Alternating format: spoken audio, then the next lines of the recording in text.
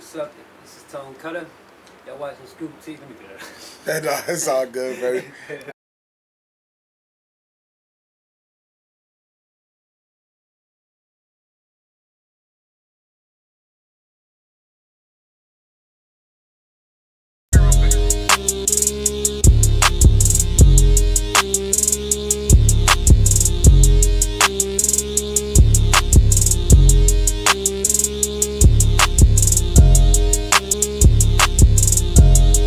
Just be all you can be.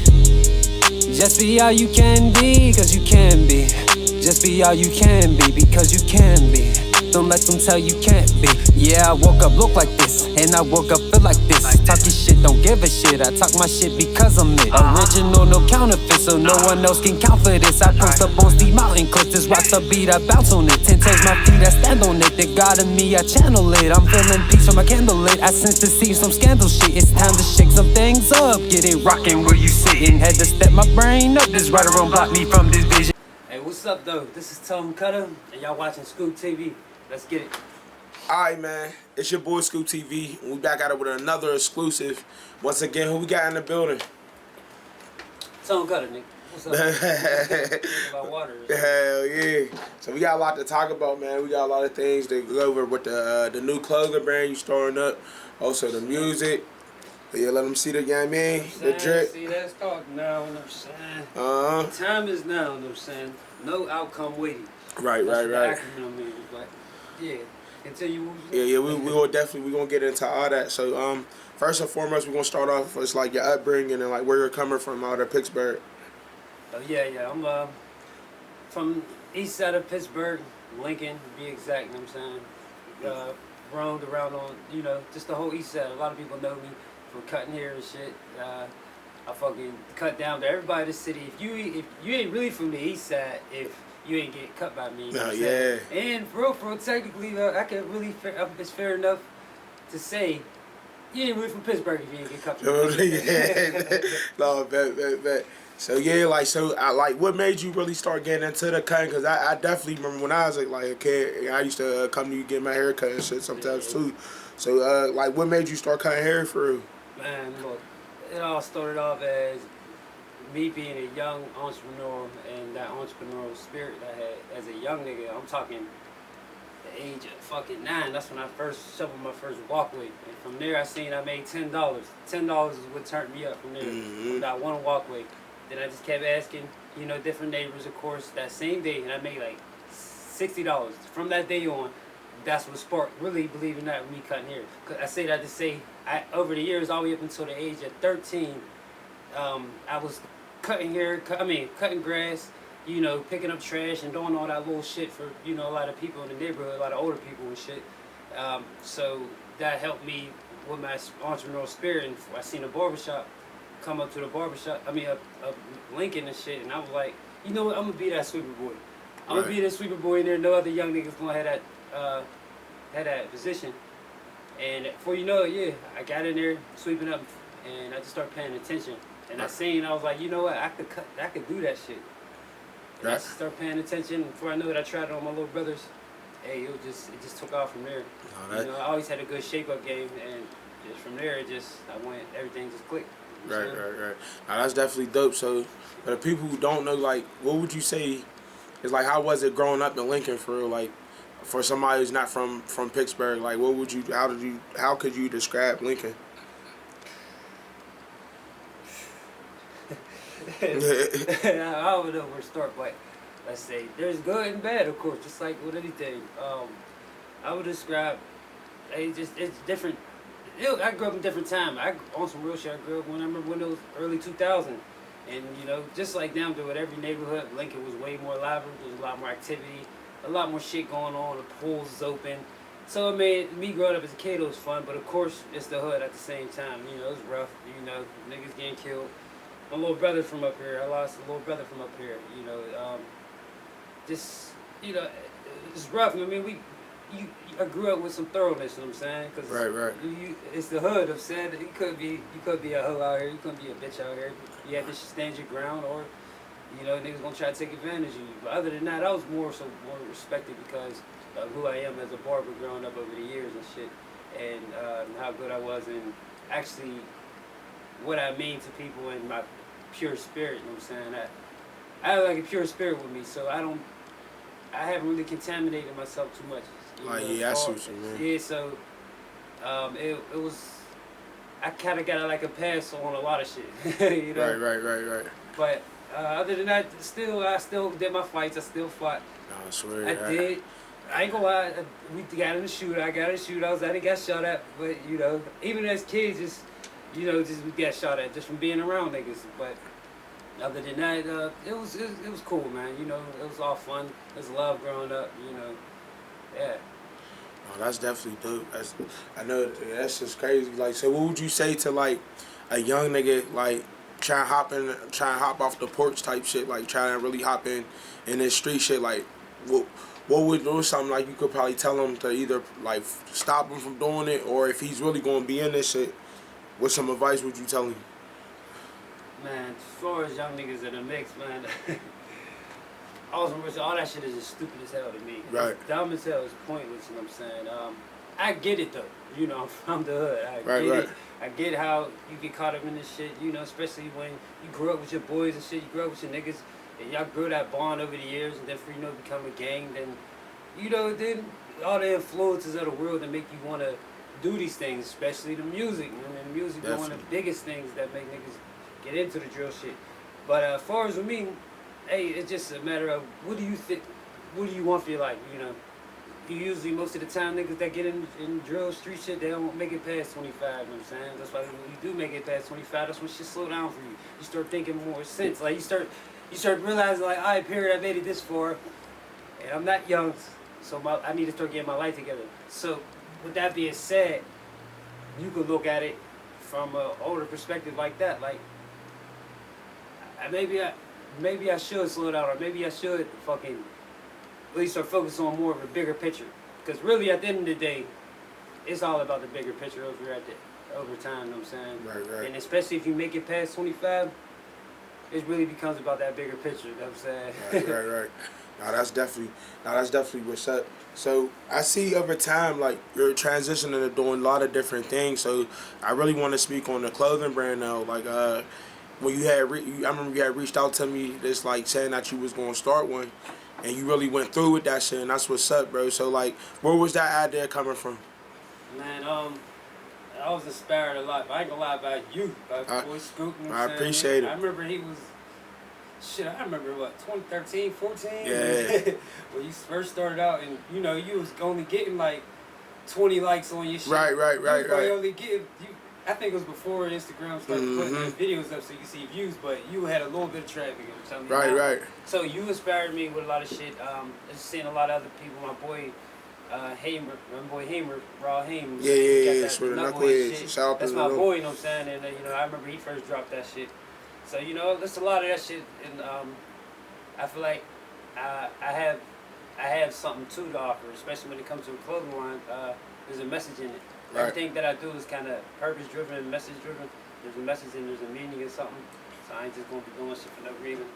So this right here, I kind of got it. Just really, I was just sitting there thinking about it. That'd be cool if I could have my own clothing line. But what would it be? And then, believe it or not, I thought of it so quick. The actual idea now. I was just sitting there like, how about now? Because the time is now. It's now. Like, there's no better time than now. And I got over 1 million, I ain't gonna say 1 million, but I got over like 100, 200 little slogans, sayings, a lot of shit that's, revolve around the whole paradigm of now, period, you know what I'm saying? The time is now. And like I said, it means the time is now. Like I said, I got it right here around the wrist. The time is now, you know what I'm saying? And no outcome waiting. You don't get nowhere waiting. You know what I'm saying? For real. There's no outcome unless you start something. Right. So that's one of the main purposes and motivations behind this. And actually, believe it or not, with this clothing line, I really try to live by. I live by the now shit. Like, I'm not gonna say 100% every little thing that comes to mind. I hop it now, because I want to get like that. But really, the way life is designed, really everything can't be like that. But at the end of the day, just the whole overall message of it is hopping on shit now. Don't wait to hop on some shit. You know what I'm saying? Do that shit, get that out the way.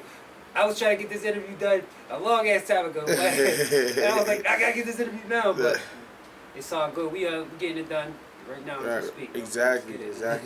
No, I swear that's definitely a lot of people don't know how important time is, and then you know really like getting on stuff like you said, because I even deal with that sometimes. Sometimes I might procrastinate, and it's like, bro, you gotta do it, man. You just gotta keep going, especially if you really want it. You gotta be consistent. So I got to ask you this, like, how important this is, like, consistency, like when you're doing certain things with your life, or whether it's your brand, your everyday life, whatever you're doing, like how important is consistency? Consistency is super important, you know. Whether I live by it or not, I know how the significance of it, you know what I'm saying? I know in order to really thoroughly and go all the way through with something, you really need consistency. So I practice consistency, even with just the whole now idea. Like, I practice being consistent right now. You know what I'm saying? Like, at the moment. And I realize everything's a practice. I learned everything's a practice. It don't matter what it is, from the smallest thing to the biggest thing. Because you want to know why? Because we didn't create the ways we wanted to be, like all of our fucked up ways, or like all of our ways that we don't like. We didn't create them overnight. We didn't become like that overnight. It took us years of practice to become the bad ways too, just like it took us years of practice to become the good way. Right. And so just like when you're practicing, whether you know you're practicing or not, you're being consistent. And when you're being consistent, you become a certain way. Right. You become, let's say for example, you be consistent without you even knowing being angry or having a bad mood. Right. Before you know it, that's just your default mood. No, facts. That's just 100%. What it is with you. Like, you're just that grumpy motherfucker. But I'll just use this. Let's say happy. Let's say you practice. I don't want to say happy. No. Let's just say you practice thinking about negativity a lot. When you think about negativity a lot, or just think about bad things, that's the average person though. Like, we all think about negative shit all the time. We think about shit going wrong all the time because we want it to go right. But since we want it to go right, we think about it going wrong. Right. And when we think about it going wrong, we continue to think that way, and before you know it, we kind of subliminally program our mind. Right. So I say all that to say, it takes consistency to do all that. So I realize what consistency means. And in a lot of certain areas in my life, my consistency is getting better. I'm getting more consistent with being more on point with my haircuts, my timing, more speaking and communicating. These are all those small things, but I'm bringing them up because I wasn't consistent in these areas before. Right. So I would just say little small things I could just think of right now, but yeah, that's definitely consistency. You know what I'm saying? Right. I hope I answered your question. No, that's definitely dope. That's what's up. So I want to ask you this question. Like, what would you say was like one of the hardest times in your life, and how did you get through it?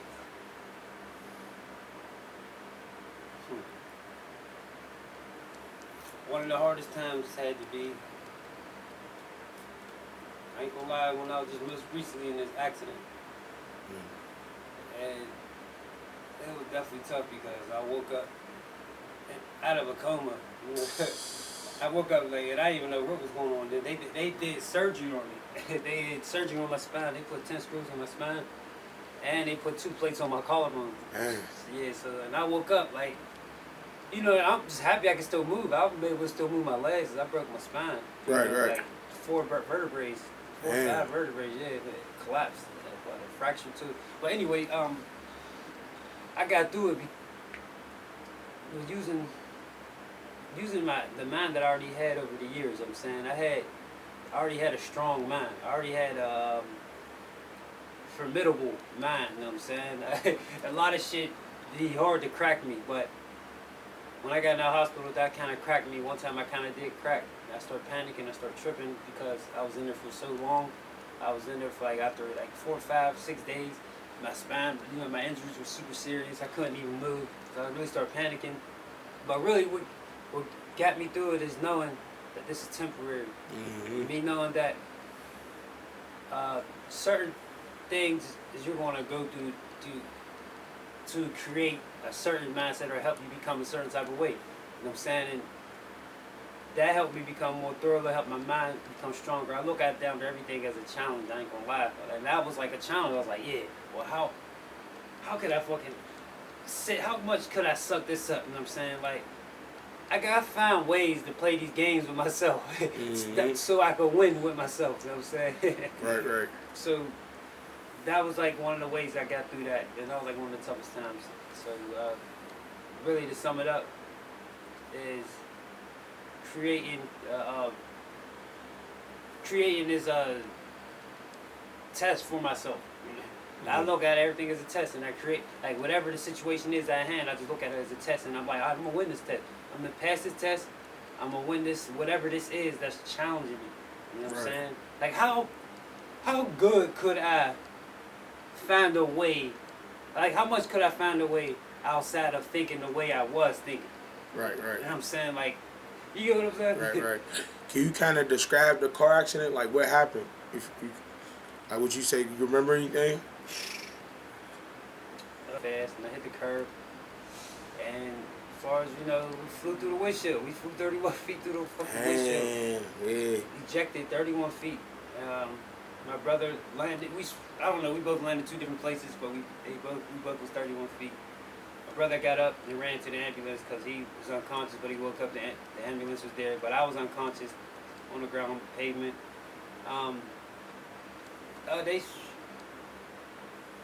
As far as me remembering, I don't remember actually going through the windshield. Yeah. I really don't remember the chase. I'm just going off what everything my brother was telling me. Right.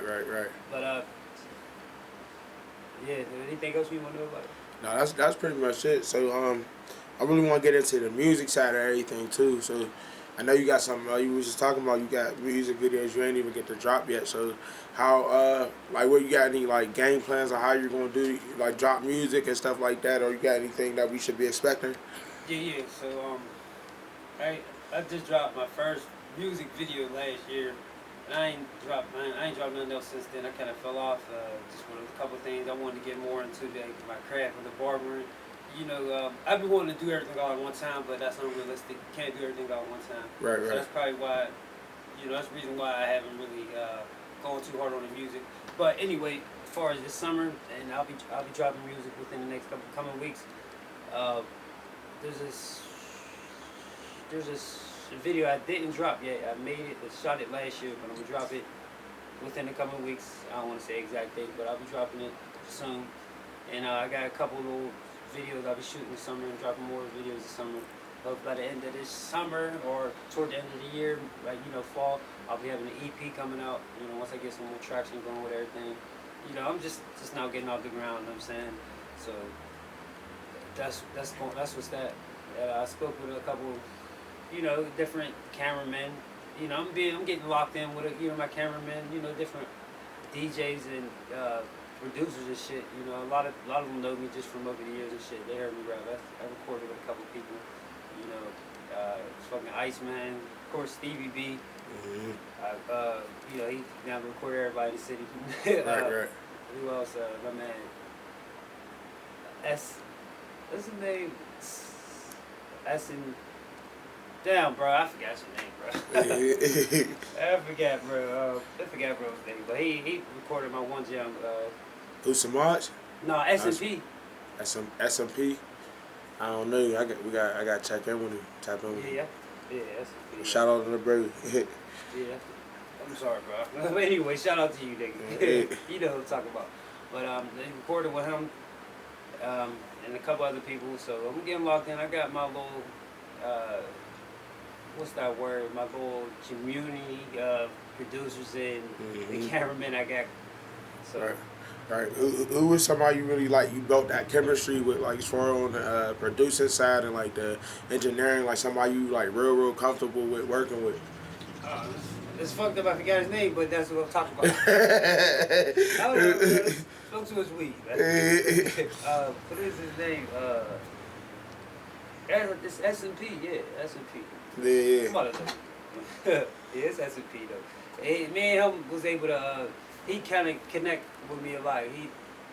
He recognizes how I float and how I be hopping on tracks and how I am with music. You know what I'm saying? So it kind of helped me feel definitely a little more comfortable, especially when he over there doing little shit that I already, you know, he's doing shit that I already know. Like, he's doing shit that I don't gotta tell him. Like, he already knows certain things about me. Like, he'll sit there and throw an ad-lib on her. I'll be in there just saying shit, you know, just saying little shit in the studio, and I wouldn't even think that nigga be recording me, but he'll record certain things that he knows sound good, and he'll throw it on the track for me. So that little shit like that created a little chemistry between us, and he know me, like, he know how I go, so I fuck with bro like that, you know what I'm saying? I record with other niggas, but I fuck with bro the most, you know what I'm saying? No, that's definitely what's up. So, what's some things like, what's some other things we should expect coming these upcoming weeks? Like, when you going to officially drop like the clothes and stuff? So I'll be dropping the clothes with. When will I drop the clothes? I was gonna drop the clothes within July actually. Okay, I so bet. It's July. Yeah, it's coming up. I mean, yeah, no, July's now. It's July. It's July, yeah. So I was gonna say mid-July. I was gonna drop it. So within the next week or two. What colorways we should expect? So we got blue. You know what we got on right now. We got red. And we got green right now. And we got some t-shirts in. I just ain't wear it right now, but we got some t-shirts in. You know, blue, red, and green t-shirts, different little flavors, just with the now logo on it. So you know, we just starting off. I'll be dropping that. Actually, probably July 16th. Actually. No, that's definitely dope. So now, before we get up out of here, is something like motivation you would want to talk to your viewers or anybody, I mean, that's watching? For motivation, yeah, man, just keep grinding. You know what I'm saying? That we can do everything we fucking want. I do everything I want. I manifest down everything.